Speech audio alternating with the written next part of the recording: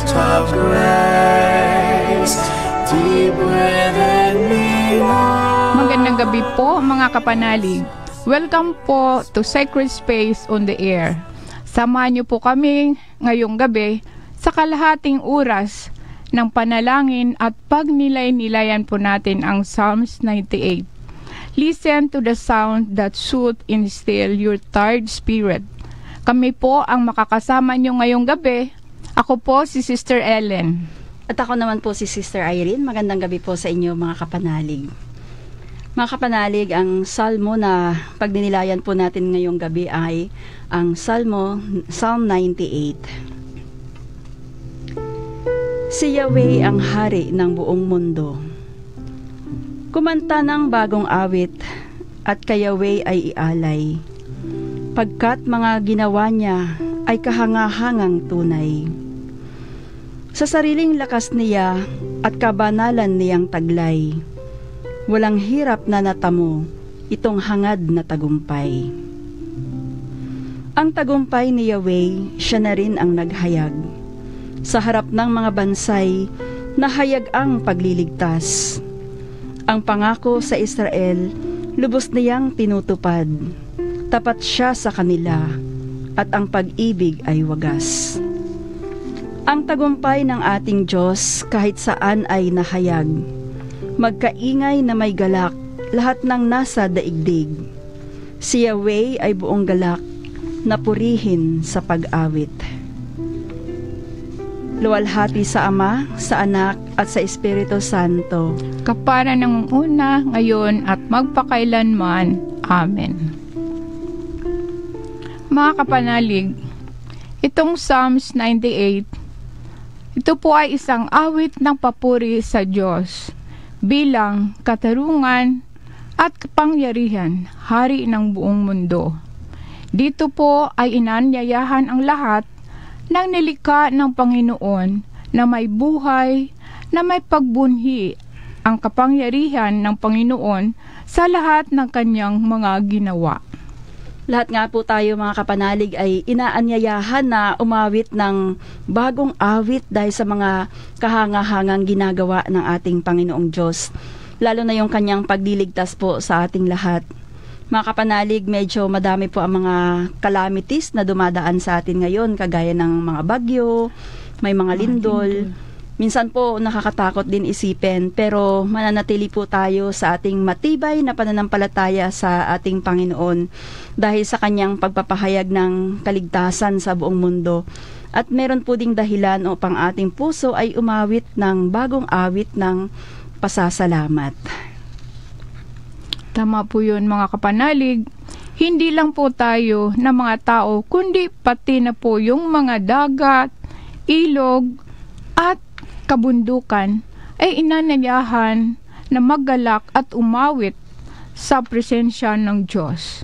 Ito naman po ay simbolo ng kagalakan ng buong daigdig sa pagdating ng ating Panginoong Diyos bilang hukom na hatol sa atin. Kaya naman mga kapanalig, hindi tayo dapat mawawalan ng pag-asa.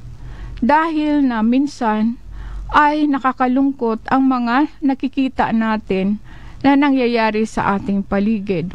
Dahil darating din ang panahon, ang paghatol ng Panginoon sa ating lahat. Mga kapanalig, ang paghatol po ng ating Panginoong Diyos ay makatarungan. Siya ay darating upang hatulan ang mundo ng may katuwiran at walang kinikilingan. At yun po ang nagbibigay ng pag-asa at katiyakan sa atin na manatiling tapat na nananampalataya sa Kanya. Kaya huwag po tayo magsawa sa pananampalataya sa ating Panginoon at sa paggawa ng mga bagay na naayon sa Kanyang kalooban. Opo, totoo po yun, no? Kaya naman mga kapanalig na sa ating Ebanghelyo din noong linggo, na inanyahan naman tayo ng ating Panginoon na magpapasalamat palagi sa Kanya. Mas madami din po tayong dapat papasalamatan sa ating Panginoon kahit nasa gitna tayo ng kasalimuot ng ating kalagayan ng ating mundo. Isa pa po ang dapat nating ipasalamatan ay ang nanatili tayong buhay, malusog at ligtas hanggang sa mga oras na ito. Mga kapanalig, sa Regina Rica po ay nagkaroon tayo ng Living Rosary nung nakaraang Sabado. Yan po ay isang ekspresyon ng ating pasasalamat at pagpupuri sa ating Inang Maria sa napakahalagang papel na ginampanan niya para sa ating kaligtasan. At ngayong buwan po ng Oktubre ay itinuturing nga natin na buwan ng Rosario. At napakaganda po na sa bawat malikhaing pagdarasal natin ng Santo Rosario ay nagsisilbi itong pasasalamat sa ating Inang Maria at sa Panginoong Jesus. At kaya naman mga kapanalig, ngayon po ay mapapanood natin ang ilang mga kaganapan sa Living Rosary sa Regina Rica at mapapakinggan rin natin ang isang awit po.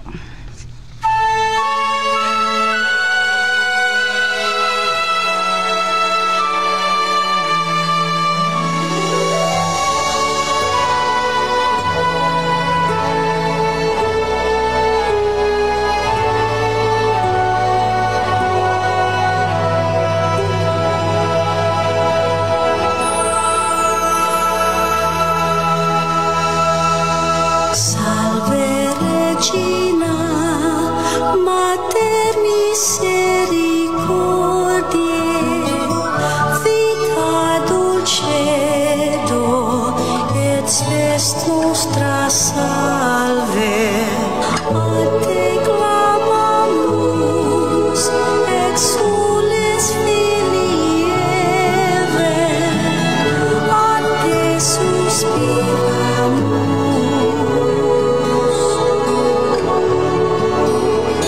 Gementes et flentes in hac lacrimarum vale.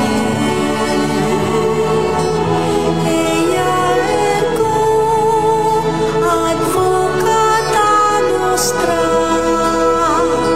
illos tuos misericordes oculos ad nos converte. Et Iesum benedictum fructum ventris tui, nobis post hoc exilium ostende.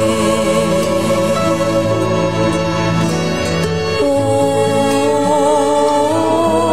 clemens, o pia, o dulcis Virgo Maria.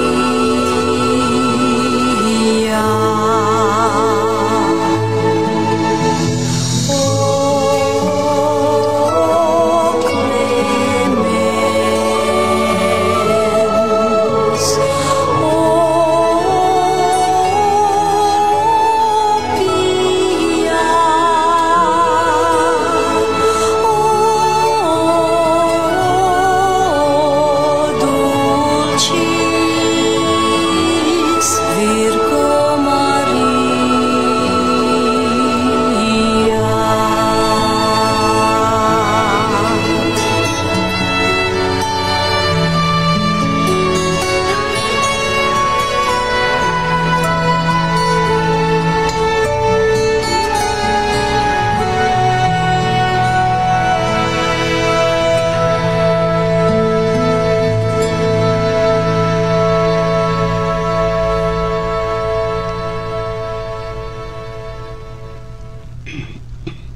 Ayan mga kapanalig, yan po ay bilang pasasalamat naman ng buong community ng Regina Rica, ang ating ginagawang Living Rosary. Taon-taon yan sa buwan ng Oktubre. At kasama natin dyan ang ating mga volunteers, kasama natin ang ating mga empleyado, at syempre ang mga ibang members ng Regina Rosary Contemplative Association at ng lahat ng mission partners po ng Dominican Sisters of Regina Rosary. At kanina lang po ay katatapos din ng pag-join tuloy naman natin sa procession ng Lanaval, no? Lanaval, Kaya opo. dala-dala natin itong flag. Bilang pasasalamat din yan sa lahat ng mga blessings na natatanggap natin sa ating Panginoon at sa intercession ng ating Mama Mary. At mga kapanalig, ngayong darating naman na Sabado sa October 18, magkakaroon naman tayo ng La Viajera procession. Doon naman po yan sa Tanay ginagawa. Umiikot ang Regina Rica, ang Mama Mary La Viajera. Umiikot yan doon sa buong Sampaloc, sa barangay ng Sampaloc. Opo. Pwede rin po kayong mag-join mga kapanalig kung kayo ay nandoon sa Regina Rica sa araw na yun ng Sabado. Nagsisimula ang ating La Viajera procession pagkatapos ng 3:30 p.m. na misa. Opo. Ayan, mga kapanalig, sa mga ibang announcements, Sister Ellen. Okay, mga kapanalig, kami po na mga Dominican Sisters of Regina Rosary, mayroon po tayong contemplative seat, contemplative prayer sa aming mother house sa number 70 Scout Fernandez Street, Barangay Laging Handa, Quezon City. So, nag-start po yon mga 2:30 in the afternoon hanggang 4:30, then 5:30 to 7:30. So, every Thursday, so lahat po na interesado nga mag-join sa contemplative prayers, so open po yun sa lahat. And then doon din po sa Regina Rica, mayroon din po tayo every Thursday, 2:30 hanggang 4:30. Open din po yun doon sa lahat na gusto mag-join doon sa Sampaloc Tanay, sa Regina Rica. So every Thursday sa Mother House, ganun din po, and then doon po sa Regina Rica. So, kung sino po ang gusto mag-join sa contemplative prayers, open po yun sa lahat. Hindi lang po yun sa mga sisters, but sa lahat na gusto po na mag-join. At mga kapanalig, para naman po sa mga kababaihan, single ladies 18 to 35 years old, college graduate, young professional, or senior high school graduate, magkakaroon po ulit tayo ng Vocation Discernment Seminar. Gaganapin po yan ngayong darating na October 24, 25, and 26, 2025. Libre po yan at ginaganap po yan sa Regina Rica. Doon po ay magkakaroon kayo ng mga pagkakataon na pagnilayan ang tungkol sa inyong bukasyon. Kung yan ba ay religious life, consecrated life, or single blessedness. Tumawag o mag-text lang po sa 0966-546-9826 o kaya ay 0935-012-1578 para ipalistan yung mga pangalan at para pa po sa mga ibang detalye. So sa mga kababaihan po yan na single, no? At sa darating na November 22, magkakaroon naman po ng Inner Healing Seminar ang Dominican Sisters of Regina Rosary. So, open din po yan sa lahat. Sa mga gustong mag-join sa Inner Healing Seminar, tumawag lang po sa 83725327 para sa mga ibang detalye. Mga kapanalig, ngayon pa ay sasamahan na natin si Sister Epi Brazil para sa kanyang contemplative pause. Maayong gabi, mga kapanalig. Tonight, we're going to have a short contemplative pause. Anong ginagawa nyo ngayon? Siguro kumakain kayo. But anyway, kahit na may medyo hapon na, sabi ko sa inyo maayong gabi. Good evening. Because life is like that. There is a sunrise and a sunset. There is a moment of storm, typhoon, but also a moment of clear skies. There is day and night, and ngayon lang, hinahanap ko yung mga ibon, no? Kasi parang walang ibon dito sa Mariam tayo ngayon. Pero alam nyo, na ngayon lang may dumaan dito na isang swallow, or you call that balin sa sayaw. Life is like that. We cannot have all ice cream and cake sa buhay natin. Pero alam nyo rin, na ang karma, hindi 30 years after. Ang karma, especially with regards to honesty, talagang aura mismo. Hindi yan matagal pa. At ang ating contemplative pause ngayon ay magnilay-nilayan natin. Ang sinasabi na honesty is the best policy. When we are honest, alam nyo mga kapanalig, when we are honest, many good things would even come to our lives. Pero kahit na 10 piso lang ang mawala, mas marami pa ang mawawala. Kung 1 million ang mawawala, so nakawin ang 1 million, nakawin ang 1 billion, mas sobra pa ang mangyayari. Kahit na maliit pa ko, ang mami ko nagsasabi sa akin talaga na kahit piso lang ang nakawin mo, ang mawala mo ay mas malaki pa. So, mawawala yun sa pamamagitan ng sakit, nakawan ka, masunugan ka, o makulong ka. So, mga kapanalig, this is our moment to thank God to help us pay attention to the realities of life. I hope that the Filipino people learn lessons that corruption does not pay at all. And so, pahinga muna. Let us have a short moment of contemplative pause so that we may realize how important it is to be honest in our life. Inhale deeply,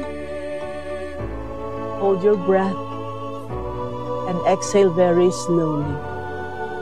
One more time, inhale deeply and hold your breath, and exhale very slowly. May you be blessed, may you be healed, may you continue to be a blessing to many, many other people. God bless you, and good night.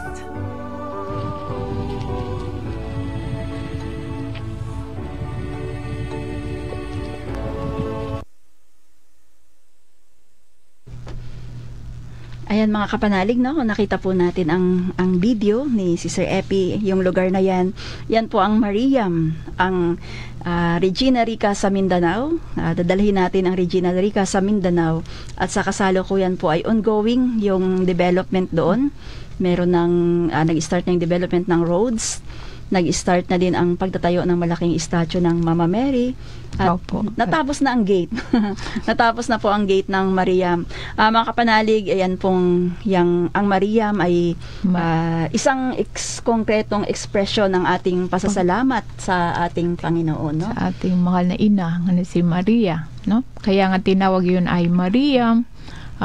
Maria Regina Rosarii, inahan alang sa Mindanao. Yes, mga kapanalig. So, yun po ay another mission of the Dominican Sisters of Regina Rosarii, expression sa pagpapasalamat sa pagmamahal ni Mama Mary sa atin lahat.